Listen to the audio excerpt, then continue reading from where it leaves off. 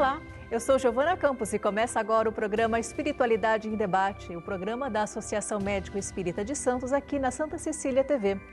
O nosso tema de hoje é a influência espiritual sofrida por crianças e adolescentes.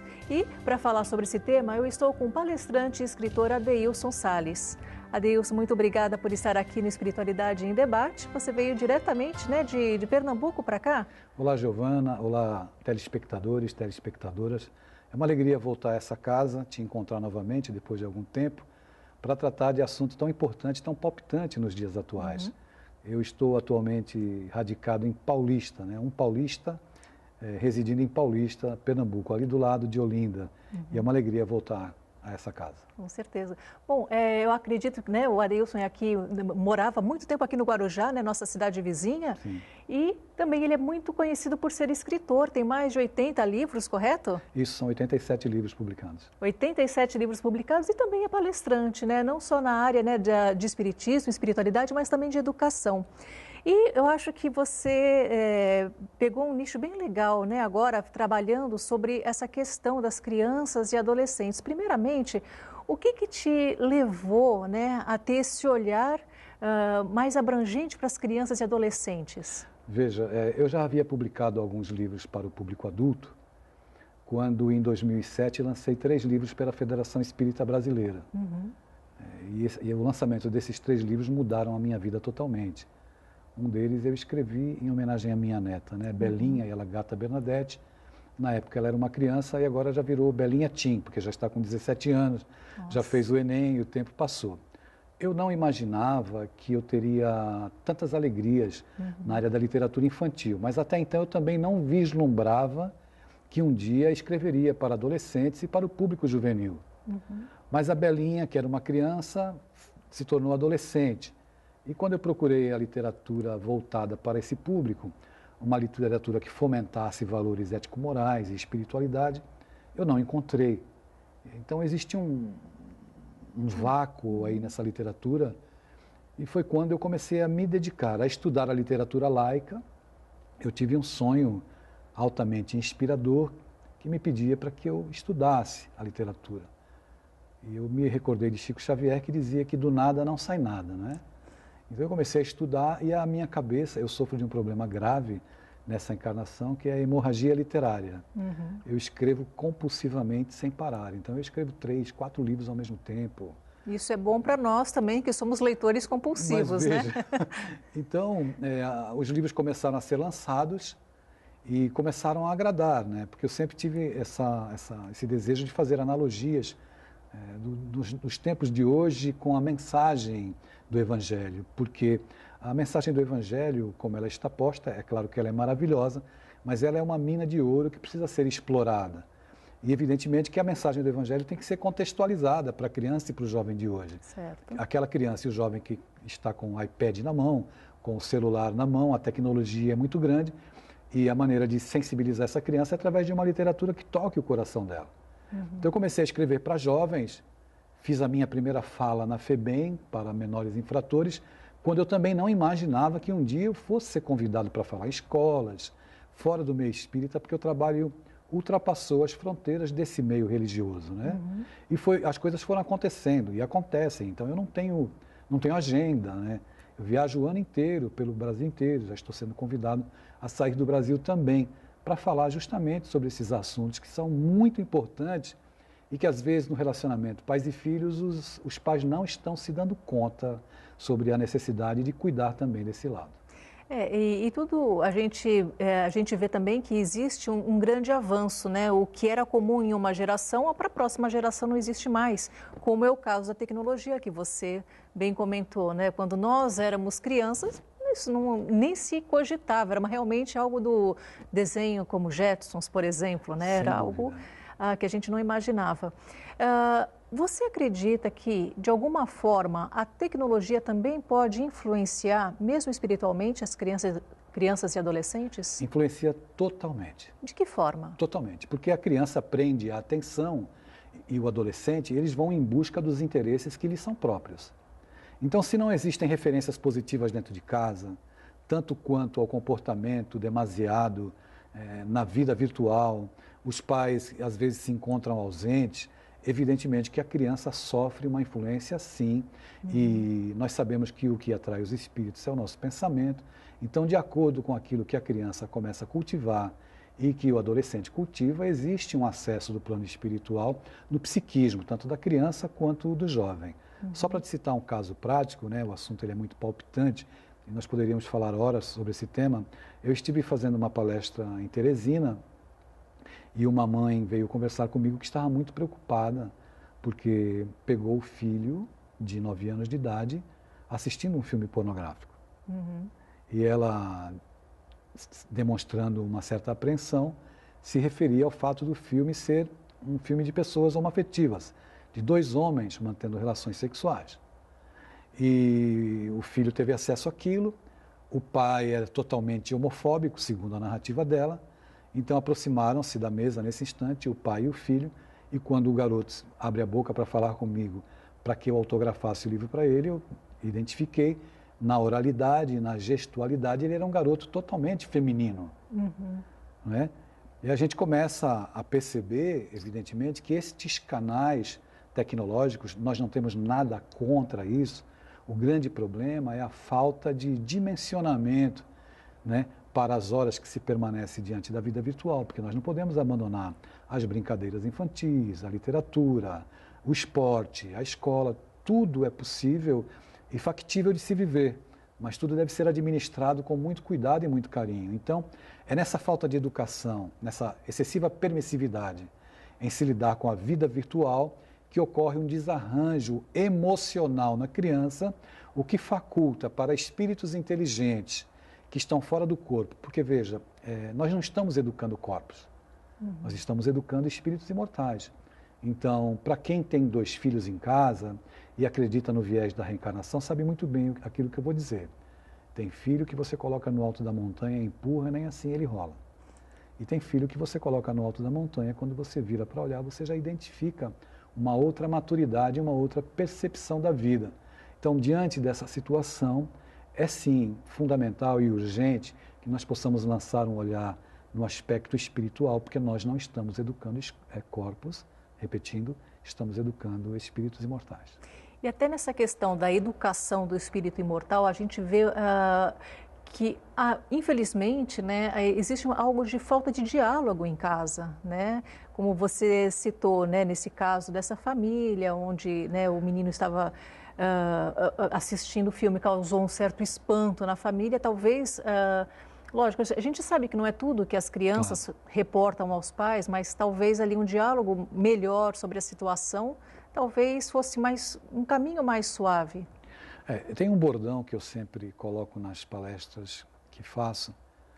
Eu sempre peço aos pais presentes para que quando eles retornarem aos lares, que eles parem de falar com os filhos e que eles passem a conversar com os filhos.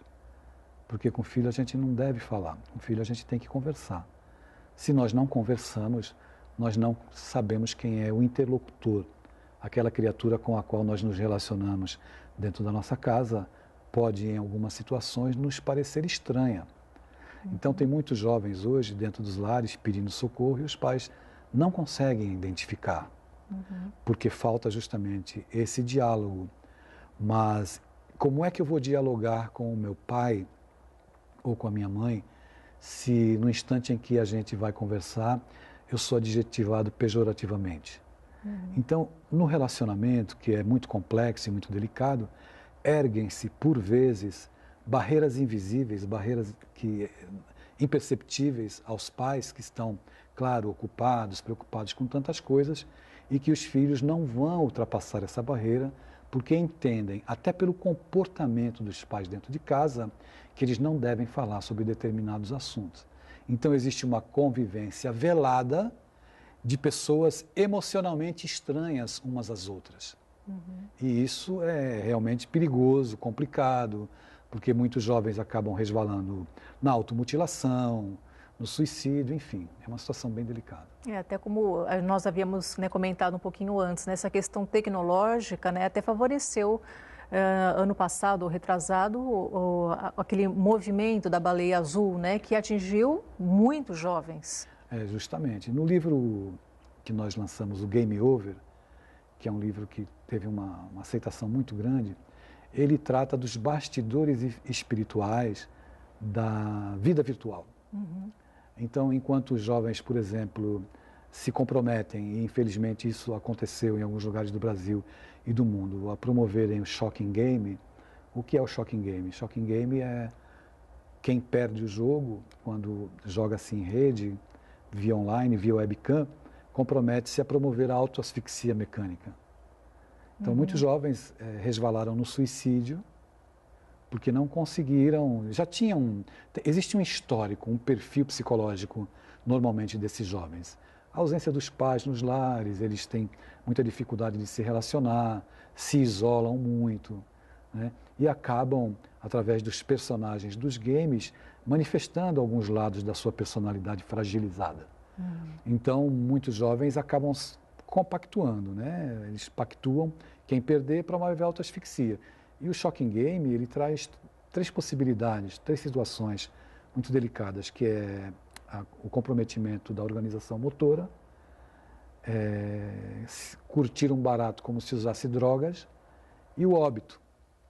E isso vem acontecendo, processos obsessivos sendo deflagrados, porque alguns jovens, né, e crianças também têm pensamentos e alimentam pensamentos mórbidos.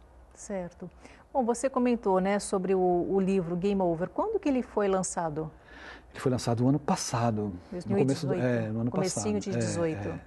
E como que surgiu a inspiração? Foi a partir de conversas, foi a partir de, como você comentou no início da entrevista, essa vontade, essa necessidade de analisar o que o Evangelho traz com as coisas mais modernas? Como que começou a se elaborar isso até surgir o livro? A história do Game Over é precedida por um outro livro, porque esse livro foi um livro ditado por um espírito. Ah, sim. Primeiro foi o Ainda Existe Esperança. Então eu não queria lançar livro algum para colocar nome de espírito. Como eu já tinha uma visibilidade com o trabalho, mais de 70 obras publicadas, eu não via necessidade de se colocar a autoria mediúnica. Os fatos foram convergindo para que eu me convencesse. E a mãe do próprio espírito, né, do Luiz Sérgio, a dona Zilda, que está ainda com 90 anos, está ainda encarnada, eu submetia a ela o texto, submetia a namorada do Luiz Sérgio à época que ele desencarnou, que é prima dele também. E como falei com o Divaldo, enfim, eu procurei me acercar, porque eu não poderia colocar o meu trabalho em risco por vaidade de colocar o nome de um espírito. Então, tomadas todas as medidas e os cuidados orientados por Allan Kardec, nós editamos primeiramente o Ainda Existe Esperança. E o Ainda Existe Esperança fala dos bastidores espirituais das escolas, os bastidores espirituais das reuniões de evangelização infantil e juvenil. E depois desse veio o Game Over, que veio tratar também dos bastidores espirituais, mas desses assuntos tão palpitantes que são os videogames, são os jogos eletrônicos, a vida virtual, porque esse quadro da vida virtual e da tecnologia, ele é irreversível.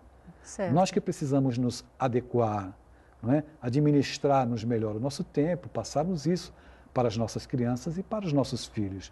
Então, evidentemente, se surge um comportamento humano diferenciado, que envolve o psiquismo, a maneira de se pensar e a maneira como a informação chega na criança e no jovem, é claro que são canais abertos para que a espiritualidade possa utilizar. Espiritualidade superior e espiritualidade inferior. Nós não estamos condenando o videogame, porque videogame é maravilhoso. O grande problema é a falta de educação no uso dessa tecnologia. Direcionamento correto, né?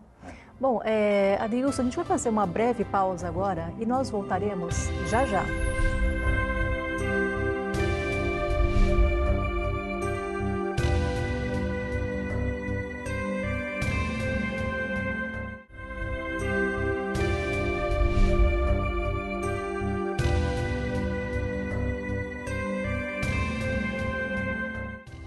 Estamos de volta com o programa Espiritualidade em Debate.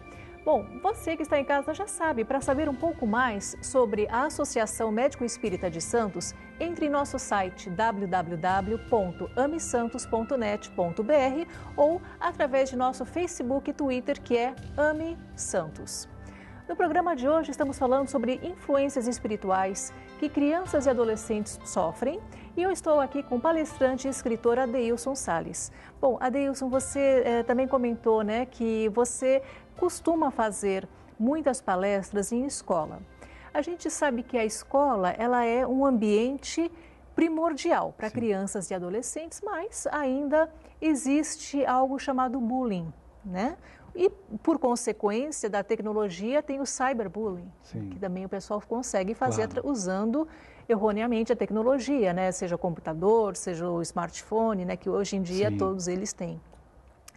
Quando você toca sobre esse assunto do bullying, cyberbullying nas escolas, você acha que o jovem, né, o pré-adolescente, o adolescente, eles se sentem de alguma forma tocados?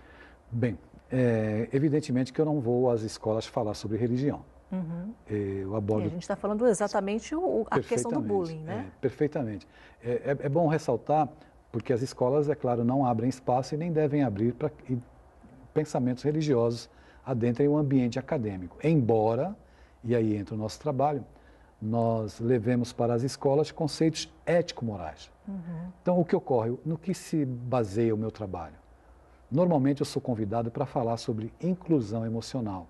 E aí passa por esse viés do bullying. E acontece um fato muito interessante, sabe, Giovana? Eu tive em uma escola em São Paulo recentemente fazendo palestras e as professoras precisaram intervir para retirar alunos porque eles choravam demais. Normalmente acaba sensibilizando demais quando eu trato de conflitos de relacionamentos pais e filhos. E muitas vezes as pessoas pensam que isso só acontece no ambiente escolar. O bullying ocorre dentro da própria casa. Quando o pai adjetiva ou reprime um filho, até da maneira como o filho cruza as pernas ou impede que o filho expresse as suas emoções. Num choro ou numa manifestação, né, normal de quem sofre as influências do meio. Já no ambiente escolar, esse processo é muito mais delicado, porque a criança e o jovem, eles ficam expostos ali a uma comunidade com a qual eles têm que passar muitas horas. E isso mexe profundamente no emocional. Então, se existe uma fragilidade emocional em casa, a tendência, por ausência dos pais, quando eu falo ausência, não é porque os pais abandonam os filhos. Eles estão ocupados, mas evidentemente que os pais deveriam se preocupar mais em ter uma qualidade de presença na vida dos filhos, porque isso estrutura emocionalmente a criatura, a criança e o jovem para que ela tenha forças para superar justamente reveses como esse, como o bullying, por exemplo.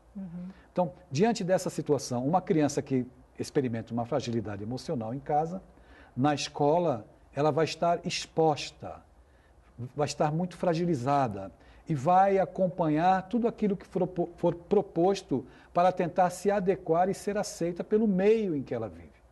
E quando ela é rechaçada, quando ela sofre algum tipo de perseguição pelo bullying, ela pode resvalar na automutilação, em pensamentos suicidas. E isso tudo contribui para um número grande de suicídios e esses assuntos são muito delicados.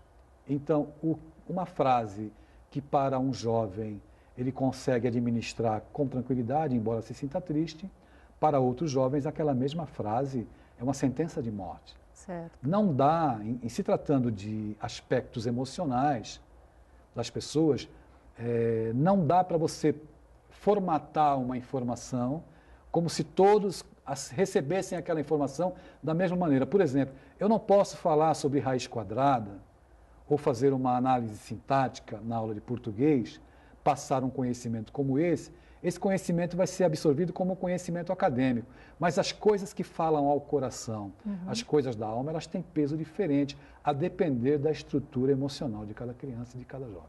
Certo. Mas essa mesma questão, se colocada dentro de um ambiente espírita, de uma casa espírita, aí a gente já consegue ver um componente obsessivo, talvez, para prejudicar através do bullying? Nós temos que ter um olhar mais abrangente, sabe, Giovana? Nem tudo é processo obsessivo. Pode acontecer o processo obsessivo, mas dentro da casa espírita, principalmente para aqueles que abraçam a visão e a ótica reencarnacionista, nós temos que ter olhos de ver, nós temos que prestar atenção. Não dá para você afirmar ou dar diagnósticos no campo espiritual ou no comportamento emocional por observações breves. É preciso acompanhar. Por isso que na casa espírita, os educadores deveriam ter uma capacitação, digamos assim, maior, para que essa visão que eu estou lhe dizendo, olha, você não está educando um corpo, você está educando um espírito imortal. E muitas vezes a educação espírita, ela também apresenta aspectos da educação acadêmica. Aquela atitude professoral de apresentar Deus de uma maneira equânime, como se todos fossem ter a percepção de Deus da mesma forma, é uma forma equivocada, porque nós precisamos ir aos corações. É um método trabalhoso de educação, mas nós precisamos aprender a ouvir. Você tem 2 filhos em casa e os teus 2 filhos, cada um tem uma necessidade diferente. Um precisa de mais rigor, outro precisa de mais amor. Então a gente tem que ter essa visão um pouco mais clara no campo do espírito para poder atender, não totalmente, mas tentar chegar no coração. Fazer o possível. O possível. Bom, o que mais que que o público pode encontrar no seu livro Game Over? Ele traz várias narrativas e várias histórias dos personagens com a sua conexão com a dimensão virtual, o que acaba deflagrando. É interessante, em todos os casos, o ponto comum é que é a pessoa que, pelo tipo de sentimento e de pensamento que cultiva, ela acaba estabelecendo uma conexão. Mas tem algo interessante no livro que eu aprendi com esse amigo espiritual. Ele cita o Evangelho de Mateus, Mateus capítulo 16, versículo 19. E a analogia dele eu achei assim impressionante, encantadora. Tanto é que eu sinto muito nas minhas falas. Ele diz assim, Mateus 16, 19. E eu vos darei a chave do reino dos céus. Palavras de Jesus, né? Eu vos darei as chaves do reino dos céus. Ou seja, eu te darei a senha. E tudo aquilo que você liga no céu, você está ligando na terra. E tudo aquilo que você desliga na terra, você está desligando no céu. Ou seja, eu te darei a senha do Wi-Fi da tua vida. E tudo aquilo com o que você se conecta na terra, os interesses que você tem na terra, a depender desses interesses, você vai estabelecer uma conexão na dimensão espiritual. Então, onde está o teu tesouro, ali estará o teu coração. Se a minha conexão é apenas no campo do sexo, ou das drogas, ou de qualquer sentimento que vá me desestruturar, isso vai repercutir na dimensão espiritual. Não dá para pensar em vida sem que se olhe para as 2 dimensões, porque existem consequências. Ações minhas reverberam na dimensão espiritual. Então, aproveitando para chamar Allan Kardec para a nossa conversa, no Livro dos Médiuns, no capítulo 14, item 159, Allan Kardec diz assim, todo aquele que sente em um grau qualquer a influência dos espíritos, é por isso mesmo médium. Ele não escreveu assim do jeito que eu vou falar agora. Todo aquele que sente em um grau qualquer, a partir dos 18 anos, percebe? Então, se todo mundo sente em um grau qualquer a influência dos espíritos, essa influência se dá em todas as idades. Então, no contexto da rebeldia, às vezes, no trato com o adolescente, quando ele está sendo pressionado pela eclosão dos hormônios, pela individualização psicológica que ele começa a experimentar 12, 13 anos e sente uma orfandade emocional, porque percebe que é individualidade diferente do pai e da mãe, começa a emitir juízo de valor sobre o pai e sobre a mãe, isso é determinante. Reminiscências de vidas passadas que sutilmente surgem, ele vai se apresentar tal qual é, e a mediunidade. Esses 4 fatores combinados e colocados dentro de um caldeirão são altamente explosivos. E nós devemos compreender que no trato com os nossos filhos, tanto quanto nós, eles também sofrem essa influência espiritual que é determinante para o equilíbrio emocional, para a saúde, etc, etc, etc. teríamos que ter mais tempo para falar sobre tudo. Com certeza.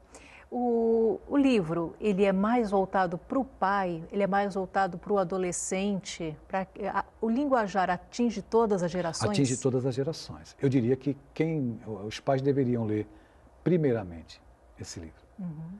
Claro que os adolescentes, quando veem o título e veem a capa do livro, um joystick e o título do livro chama muito a atenção, mas é voltado para os pais e para os jovens de uma maneira geral. Eu tenho recebido muitas notícias boas acerca da repercussão desse trabalho e o tanto que ele tem ajudado aí muitos pais e muitos jovens. E o que é fundamental nos dias de hoje. É fundamental. Né? As pontes, né, elas não devem ser desfeitas, e sim cada vez mais... Sem dúvida, Giovana. Sem dúvida. Reforçadas, né? Sem dúvida. Adeilson, nós temos agora um minutinho para o final do nosso programa. Você poderia deixar uma mensagem para o nosso público de casa que está assistindo agora o Espiritualidade em Debate? Claro. Eu me dirijo aos pais, porque é fundamental que nós estabeleçamos conexões com os nossos filhos. É importante respeitar o universo deles. A educação, ela deve ser propositiva. Então, que os pais tenham autoridade, mas sem usar do autoritarismo. Não é preciso agredir, não é preciso xingar, mas nós precisamos sondar o coração dos nossos filhos, prestar atenção, porque até em silêncio eles revelam o que se passa na intimidade do coração deles. Muito bom. Bom, e para os pais ou mesmo jovem que ficou interessado, né, no livro Game Over, como eles podem adquirir? Na livraria Saraiva, você vai encontrar esse livro, né, nas grandes redes do Brasil. Vou colocar no Google o nome do livro, o meu nome, Adeilson Salles, que certamente aparecerão atalhos ali para aquisição, não apenas desse livro, mas para conhecer aí esse trabalho que a gente vem fazendo há algum tempo. E até comprar online também, que hoje, sem dúvida alguma, pegando online, o ramo, o nicho da tecnologia, o nosso tema de hoje, né? Por que não comprar online também? Também, tranquilamente. Bom, Adeilson, muito obrigada por a sua vinda aqui no Espiritualidade em Debate para falar sobre esse tema e contarei com você na sua próxima vinda também aqui à nossa cidade de Santos. Você que está em casa já sabe, programa Espiritualidade em Debate inédito toda quarta-feira às 18 horas. Espero você nesse mesmo horário. Até lá!